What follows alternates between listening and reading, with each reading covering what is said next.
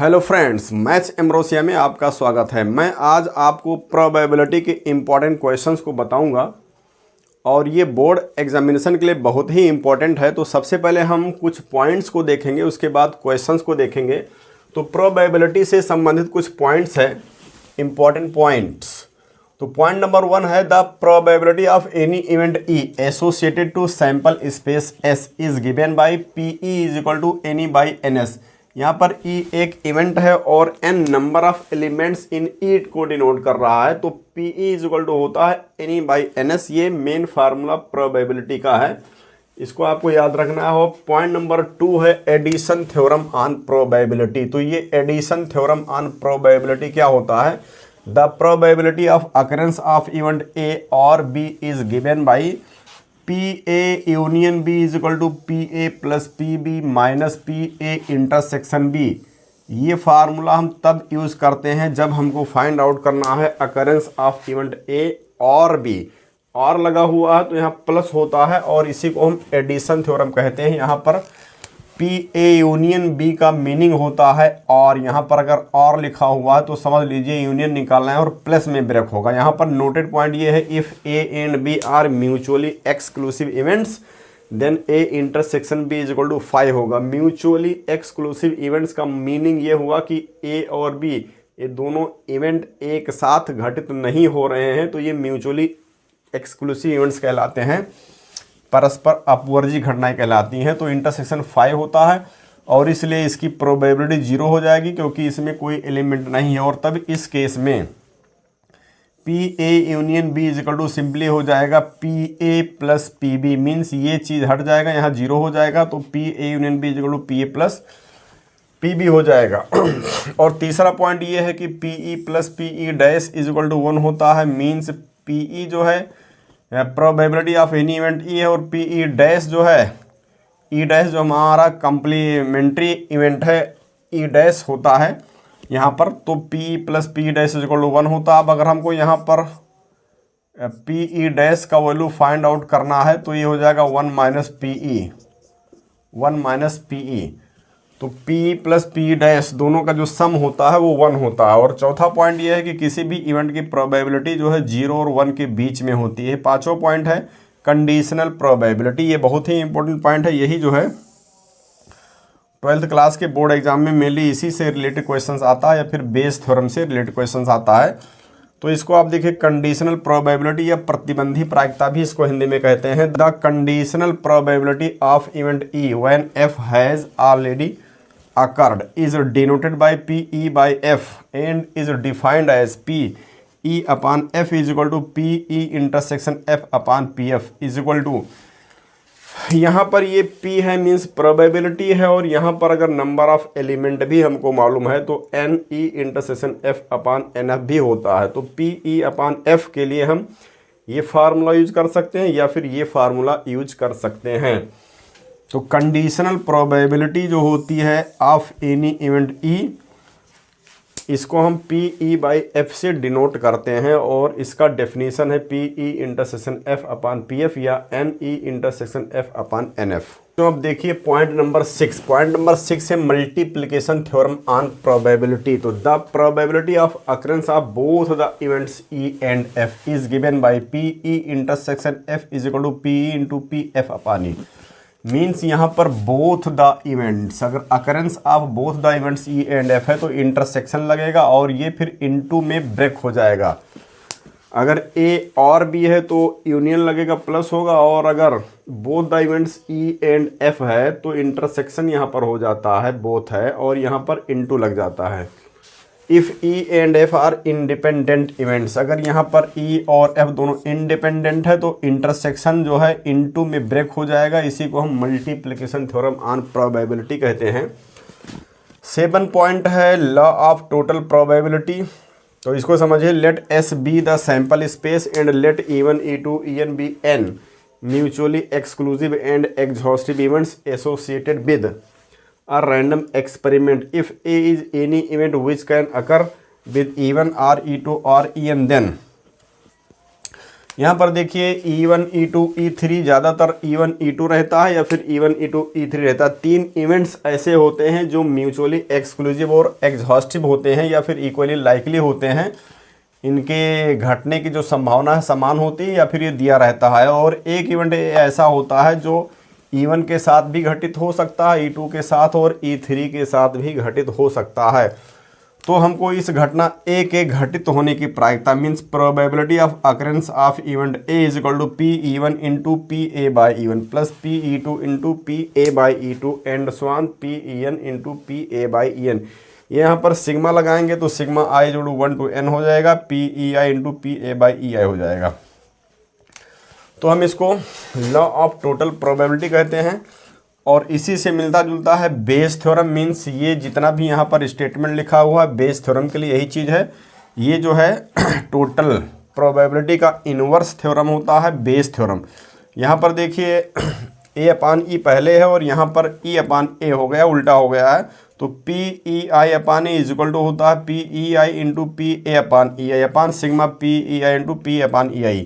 ये जो डिनोमीटर में लिखा हुआ ये तो इस PA के इक्वल ही है। ये जो PA लिखा है वही ये है क्योंकि PA इसके इक्वल है। तो यहाँ नीचे डिनोमीटर में PA होता है और यहाँ पर जो न्यूमरेटर में होता है वो यहाँ पर EI ऊपर है तो यहाँ पर EI हो जाता है और PA/EI हो जाता है।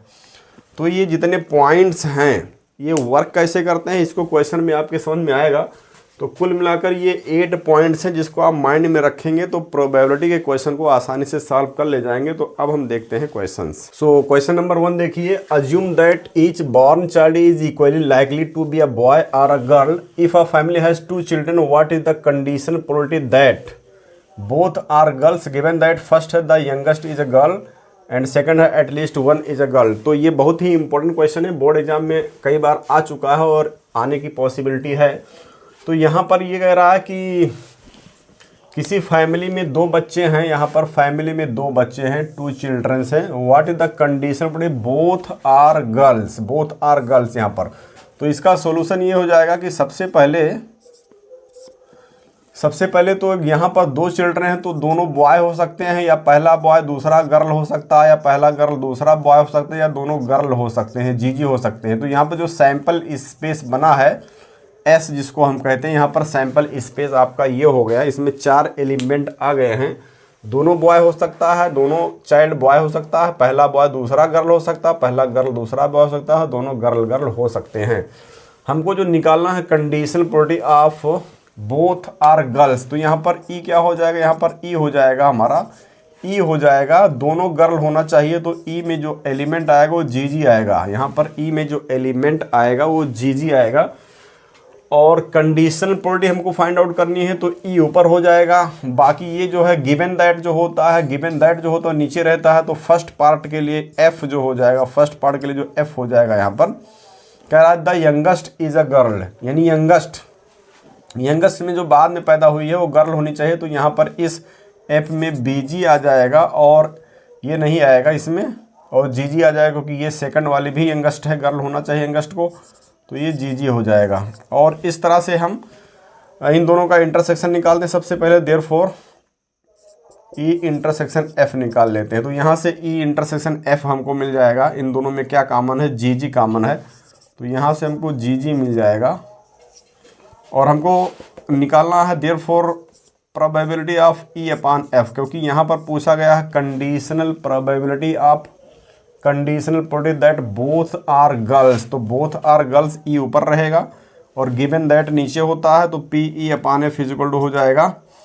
अब यहाँ पर हम NE इंटरसेक्शन F अपान NF का फार्मूला यूज़ कर रहे हैं। P का यूज़ नहीं कर रहे हैं क्योंकि P का यूज़ करेंगे तो इसकी प्रोबेबिलिटी निकालनी पड़ेगी। हम N यूज़ करेंगे तो डायरेक्ट हम ये देख रहे हैं कि इंटरसेक्शन में एक एलिमेंट है, एक ऊपर हो गया और F में 2 एलिमेंट है, नीचे हो गया। तो 1/2 ये हमारा आंसर हो गया। और सेकंड पार्ट के लिए जो F बनेगा, यहाँ पर सेकंड पार्ट के लिए जो F बनेगा जिसमें कह रहा है एटलीस्ट 1 इज अ गर्ल। तो एटलीस्ट 1 इज अ गर्ल में एक गर्ल हो यहाँ पर है, एक गर्ल यहाँ पर है, 2 गर्ल यहाँ पर। तो एटलीस्ट 1 गर्ल होना चाहिए। तो ये भी आएगा, ये भी आएगा और ये भी आएगा। तो इसमें BG आ जाएगा और GB आ जाएगा और इसमें GG आ जाएगा। अब हम क्या करेंगे, ई इंटरसेक्शन एफ निकालेंगे। यहाँ पर इस सेकंड केस के लिए भी ई इंटरसेक्शन एफ निकालेंगे क्योंकि इसकी ज़रूरत हमको फार्मूले में पड़ती है। तो यहाँ पर ई इंटरसेक्शन एफ, यहाँ से ई देखिए जी जी यहाँ पर है, जी जी यहाँ पर है, इसमें भी जी जी ही आया, सिर्फ एक ही एलिमेंट आ रहा है तो हम निकाल लेंगे therefore P E upon F. तो P E upon F means N E intersection F upon N F. Number of element intersection में एक और यहाँ पर एफ में 3 एलिमेंट है तो 1/3 है हमारा आंसर हो जाएगा। तो ये कंडीशनल प्रोबेबिलिटी है और ये इंपॉर्टेंट है। क्वेश्चन नंबर 2 देखिए, ये भी बहुत ही इंपॉर्टेंट क्वेश्चन है, बोर्ड एग्जाम में आ चुका है। Probability of solving specific problem independently by A and B are 1/2 and 1/3 respectively. If both try to solve the problem independently find the probability that number 1 है the problem is solve, number 2 है exactly one of them solve the problem. तो यहाँ पर problem को solve करना है, समस्या को हल करना है और ए और बी के द्वारा प्रॉब्लम को सॉल्व करने की प्रोबेबिलिटी 1/2 1/3 गिवन है। तो पहला पार्ट इसका ये है सॉल्यूशन, यहाँ पर सॉल्यूशन इसका पहला पार्ट ये है, हमको पी निकालना है, प्रोबेबिलिटी निकालनी है the problem is solve. P problem is solved means probability निकालनी है प्रॉब्लम इज सॉल्व्ड की। तो प्रॉब्लम इज सॉल्व्ड का मीनिंग ये हुआ कि ए और बी दोनों में से कोई एक अगर प्रॉब्लम सॉल्व करता है या दोनों प्रॉब्लम सॉल्व करते हैं तो प्रॉब्लम को सॉल्व माना जाता है। और इसके लिए एक फार्मूला ये होता है कि हम यूज़ करते हैं 1 - 1 - P1 इंटू 1 - P2। अगर एक इवेंट और होता तो इंटू में 1 - P3 कर देते। ये फार्मूला हम तब यूज़ करते हैं जब इस तरह से 2 या 3 इवेंट हो और उसमें से ये कहा जाए कि इन दोनों या तीनों इवेंट में से किसी एक इवेंट की होने की प्रोबेबिलिटी निकालनी है तो हम इस फार्मूले को यूज़ करते हैं। या फिर हम P A union B use कर लेंगे तो इससे भी हमारा आंसर आ जाएगा। P A union B is equal to P A plus P B minus P A intersection B. और ये इंडिपेंडेंट है तो यहाँ पर ये जो है P A plus P B minus P A into P B. इसमें अगर हम पुट करेंगे पी ए हाफ है और पी बी 1/3 तो इससे भी आंसर आ जाएगा। तो इस फार्मूले का यूज़ हम कर सकते हैं, लेकिन ये थोड़ा इजी पड़ता है। 1 - 1 - P1 इंटू 1 - P2। तो 1 - P1 यहाँ पर 1/2 है और P2 यहाँ पर 1/3 यहाँ पर गिवन है। अब इसको सॉल्व करेंगे तो probability that problem is solved हमको मिल जाएगा। 1 - यहाँ से घटा देंगे तो 1/2 आएगा और इंटू में यहाँ 3 - 2/3 आएगा। ये 2 से 2 कैंसिल हो जाएगा। 1 - 1/3 मीन्स ये आ जाएगा 2/3। ये हमारा आंसर हो जाएगा। और यहाँ पर सेकंड पार्ट में है exactly one of the solve the problem का मीनिंग ये हुआ, यहाँ पर हमको सेकंड पार्ट की प्रोबेबिलिटी निकालनी है। Probability exactly one of them solve the problem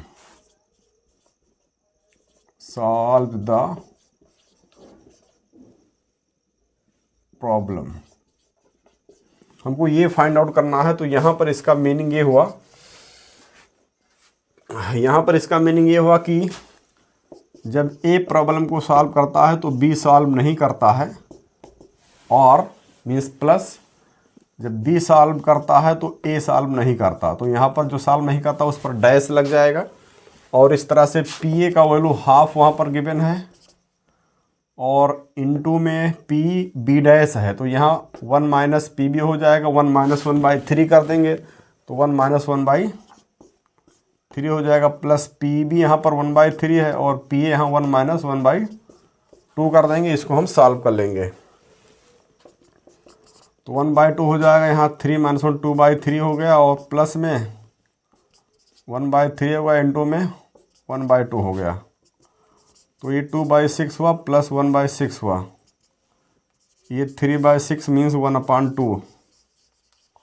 ये आंसर होगा। तो इस तरह से क्वेश्चंस को हम सॉल्व कर लेते हैं। सो बच्चों अब देखिए क्वेश्चन नंबर 3। क्वेश्चन नंबर 3 है in a hostel 60% of the students read Hindi newspaper, 40% read English newspaper and 20% read both Hindi and English newspapers. A student is selected at random. Then first है find the probability that he reads neither Hindi nor English newspapers. Second है if he reads Hindi newspaper find the probability that he reads English newspaper. तो ये भी एक बहुत ही important question है। इसका सॉल्यूशन देखिए, तो सबसे पहले यहाँ पर हम फर्स्ट पार्ट इसको सॉल्व करेंगे। तो सबसे पहले देखते हैं गिवन क्या है, 60% of the students read Hindi newspaper, means probability of reading Hindi newspaper that is PH is equal to given है 60%, तो ये हो जाएगा 60/100, 0 0 कैंसिल हो जाएगा, कट करेंगे 3/5 आ जाएगा। और इसी तरह से PE यानी probability that he reads English newspaper, यहाँ पर 40% गिवन है, तो ये हो जाए इज इक्वल टू हो जाएगा 40/100, ये कैंसिल हो जाएगा, कट करेंगे 2/5 आ जाएगा।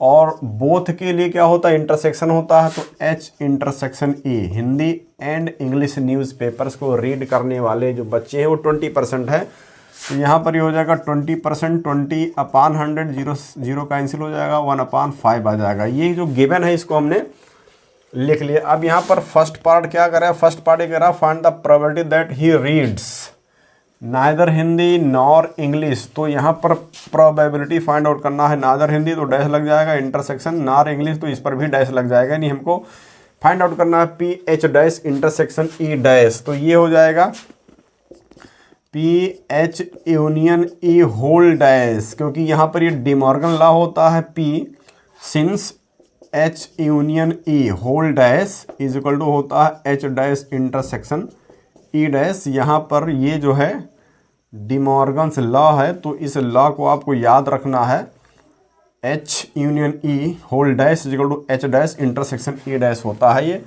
और यहाँ पर जो है अगर डैश है तो 1 माइनस PH यूनियन E लिख सकते हैं, क्योंकि हम बता चुके हैं since PE plus PE dash is equal to 1 होता है, तो यहाँ डैश अगर हम निकालेंगे, यहाँ से डैश निकालेंगे, यहाँ से अगर हम डैश निकालेंगे तो 1 माइनस PE हो जाएगा, तो डैश है, तो डैश को अगर हटाना है तो 1 माइनस, ये सेम चीज़ लिखते हैं, डैश हट जाता है 1 माइनस करने पर। अब यहाँ पर 1 माइनस, अब यहाँ पर हम ये जो यूनियन होता है एडिशन थ्योरम होता है, और एडिशन थ्योरम हम बता चुके हैं कि यूनियन जो होता है ये एडिशन थ्योरम होता है, तो ये हो जाएगा PH प्लस PE और माइनस PH इंटरसेक्शन E, इसी को कहते हैं एडिशन थ्योरम।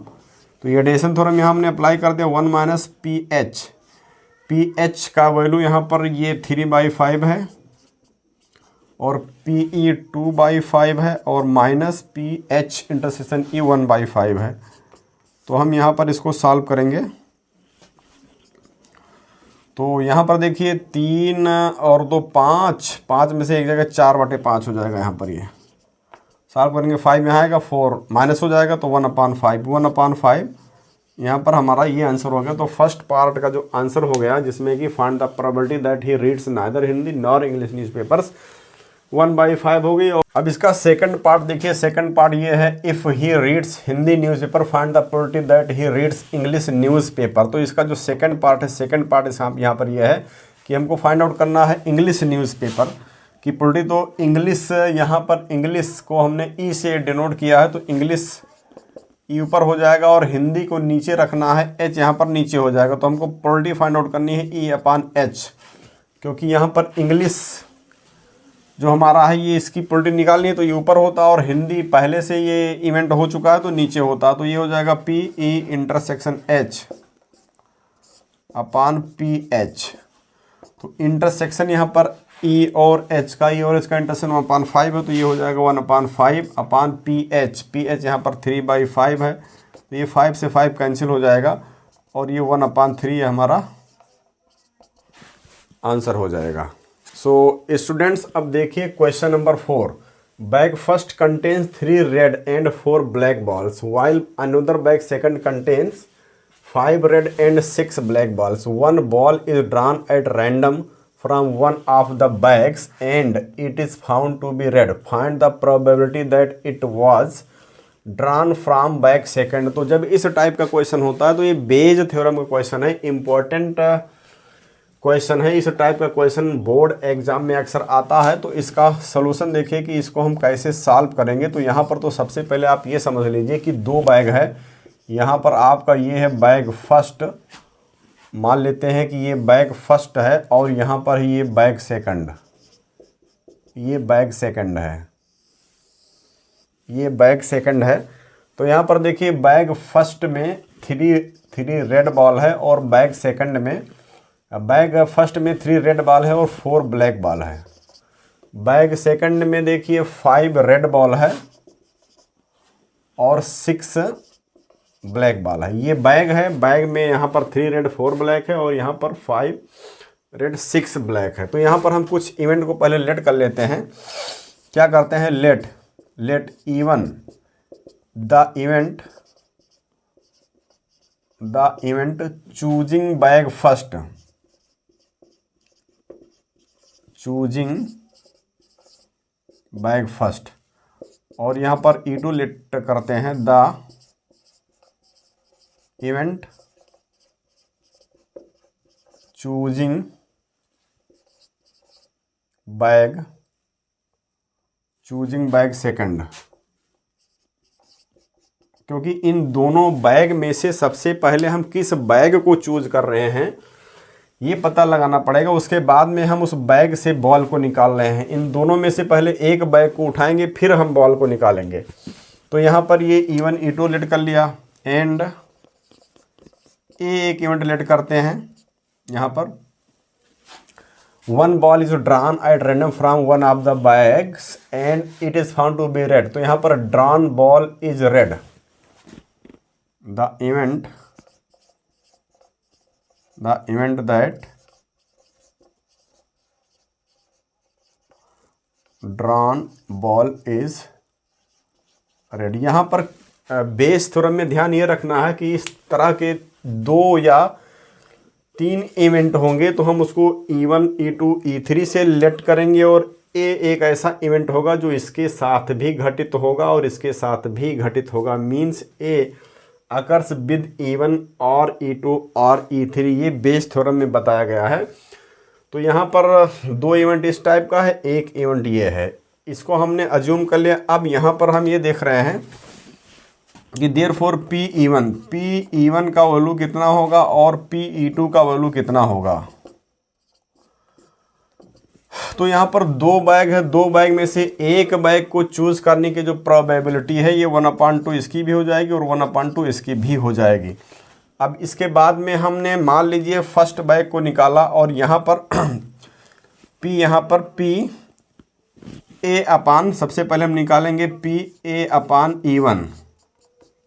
यहाँ पर हम PA अपान E1 निकालेंगे। अब PA अपान E1 का मीनिंग ये हुआ, PA अपान E1 का मीनिंग ये हुआ कि फर्स्ट बैग को लिया। यहाँ पर हमने E1 फर्स्ट बैग को माना है और E2 सेकंड बैग को माना है। तो हमने फर्स्ट बैग को लिया और उसमें से एक बॉल निकाली जो कि रेड है, क्योंकि A यहाँ पर ड्रॉन बॉल इज रेड को डिनोट कर रहा है। तो PA अपान E1 का मीनिंग ये हो, फर्स्ट बैग को लिया हमने, एक बॉल निकाला जो रेड है, तो यहाँ रेड 3 है, और अपान यहाँ पर टोटल 7 है, तो 3/7 हो जाएगा PA अपान E1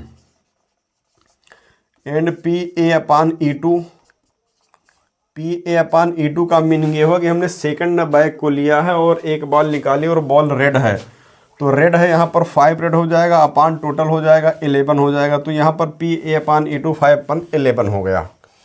तो हमने P1 निकाला, E2 निकाले, A अपान E1 निकाल लिया और PA अपान E2 निकाल लिया। अब हमको निकालना है find the probability that it was drawn from bag second.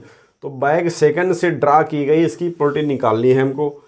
तो यहाँ से हमको निकालना है therefore PE2 upon A find out करना है। PE2 अपान A का मीनिंग ये हुआ कि जो ड्रा की गई है बॉल वो रेड है, क्योंकि A नीचे है तो बॉल वो रेड है, लेकिन सेकंड बैग से निकाला गया है। इसकी क्या प्रोबेबिलिटी है, तो E2 ऊपर हो गया, तो PE2 अपान A हो जाएगा। अब यहाँ पर फार्मूला के Bayes theorem PE2 upon A क्या होता है, PE2 into PA by E2, और अपान यहाँ नीचे टोटल होता है PE1 into PA by E1 plus P E two into P A by E two, ये फार्मूला है। तो ये बेस थ्योरम का फार्मूला है। यहाँ पर पी ई टू अपान ए है तो ई टू वाला ऊपर रहेगा और नीचे टोटल होता है E1 E2, अगर E3 भी है तो वो भी होता है। अब यहाँ पर हम इन वैल्यूज़ को पुट कर देते हैं। तो यहाँ से पी ई टू देखिए, पी ई टू 1/2 है और इंटू में A upon E two, P A upon E two 5/11 है तो ये 5/11 हो गया upon P E one half है और इंटू में P A by E one 3/7 है, यहाँ पर 3/7 है, प्लस पी ई टू भी यहाँ पर 1/2 है, हाफ है, और इंटू में P A by E two, तो ये 5/11 है, 5/11 है। तो यहाँ पर हमने बेस थ्योरम अप्लाई किया। यहाँ पर इस चीज़ को समझ लीजिए, 2 या 3 इवेंट होते हैं तो यहाँ पर E1 E2 E3 मानना होता है, और एक ऐसा इवेंट होता है which can occur with E1 और E2 और E3। तो यहाँ पर P1 P2 निकालते हैं, उसके बाद A/E1 A/E2 निकालते हैं, यहीं से सब कुछ मिल जाता है। और फिर यहाँ पर जो बॉल ड्रा की गई वो रेड है तो E2 सेकंड बैग से निकाला गया, इसकी क्या प्रोबेबिलिटी है, तो P E2 ये हो जाएगा। अब इसको कैलकुलेट करेंगे तो हमारा आंसर आ जाएगा। तो यहाँ पर देखिए 1/2 यहाँ भी कॉमन लेकर के कैंसिल करेंगे तो 5/11 यहाँ पर हो जाएगा, 5/11 हो जाएगा अपान 3/7 आएगा और यहाँ पर 5/11 हो जाएगा। तो अब हम इसको कैलकुलेट करेंगे तो यहाँ से 5/11 हो गया और होल अपान यहाँ पर ये मल्टीप्लाई हो जाएगा तो यहाँ पर 3 को 11 से मल्टीप्लाई करेंगे 33 हो जाएगा, और प्लस में ये 7 को 5 से मल्टीप्लाई करेंगे तो 35 हो जाएगा यहाँ पर। और डिनोमिनेटर में यहाँ पर आप देखिए 7 × 11 हो जाएगा, 7 × 11 हो जाएगा तो ये 11 से ये 11 कैंसिल हो जाएगा। तो अब देखिए ये जो 5 है ये 7 ऊपर चला जाएगा तो 7 5 को मल्टीप्लाई करेंगे 35 आ जाएगा और ये ऐड हो जाएगा तो 5 3 8 हो जाएगा और ये 68 हो जाएगा। तो ये हमारा आंसर आ जाएगा 35/68, यही हमारा आंसर हो जाएगा। सो स्टूडेंट्स अब देखिए question number 5। A man is known to speak truth 3 out of 4 times. He throws a die and reports that it is a 6. Find the probability that it is actually a 6. तो ये भी Bayes theorem का question है, क्योंकि जब भी E1 E2 E3 इस type का इवेंट होता है और एक इवेंट ऐसा होता है which can occurs with E1 और E2 और E3, तो समझ लीजिए कि ये बेस थ्योरम होता है। तो इसका सॉल्यूशन देखिए, यहाँ पर सॉल्यूशन ये है कि सबसे पहले तो हम E1 E2 को डिसाइड करेंगे। तो यहाँ पर हम लेट कर लेते हैं, लेट E1 इक्वल टू क्या है, यहाँ पर बात 6 की हो रही है, 6 आता है। अगर हम डाई को थ्रो करते हैं तो 6 आता है कि नहीं आता ये देखना है। तो यहाँ पर E1 हो जाएगा द इवेंट दैट 6 अकर्स, यानी यहाँ पर हम एक डाई को थ्रो कर रहे हैं तो 6 आता है कि नहीं आता है, ये E1 और E2 हो जाएगा। तो यहाँ पर E1 हो जाएगा द इवेंट दैट 6 अकर्स और E2 हो जाएगा the event that 6 does not occur. यहाँ पर ये 2 इवेंट हो जाएंगे और एक इवेंट ए ऐसा होता है and A is equal to A ऐसा होता है जो E1 और E2 E1 के साथ में हो सकता है या E2 के साथ भी हो सकता है। And A is equal to क्या हो जाएगा, यहाँ पर ए इज इक्वल टू हो जाएगा man, the event that man reports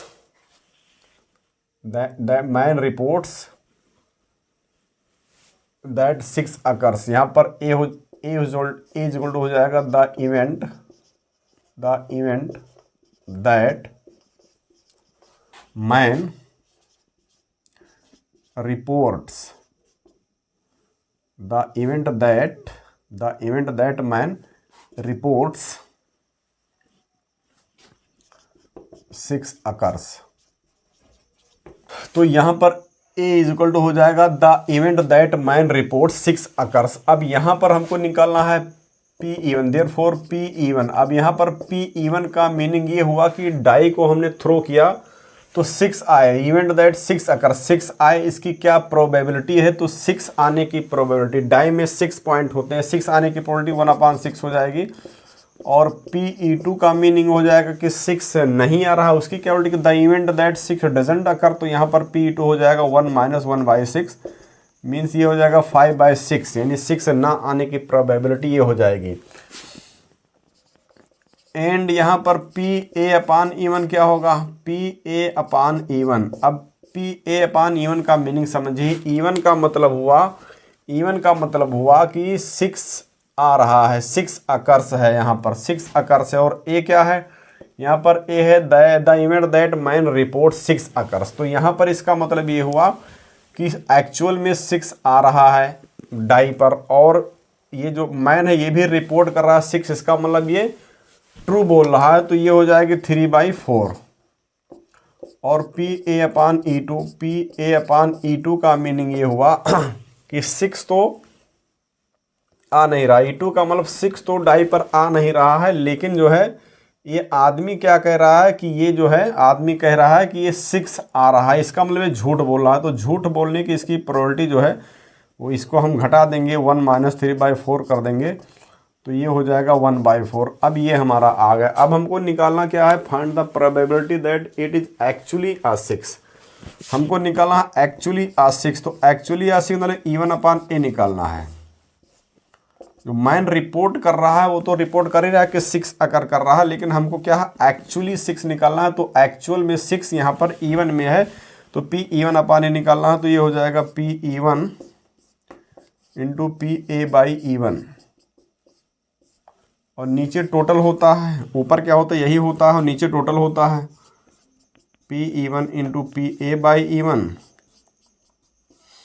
और प्लस में PE2 × PA/E2। तो अब हम क्या करेंगे, यहाँ पर वैल्यूज पुट कर देते हैं। PE1 1/6 है, और इनटू में A/E1 3/4 है, और होल अपान यही चीज़ हो जाएगा 1/6 × 3/4, और प्लस में PE2 देखिए 5/6 है, और इनटू में A/E2 1/4 है,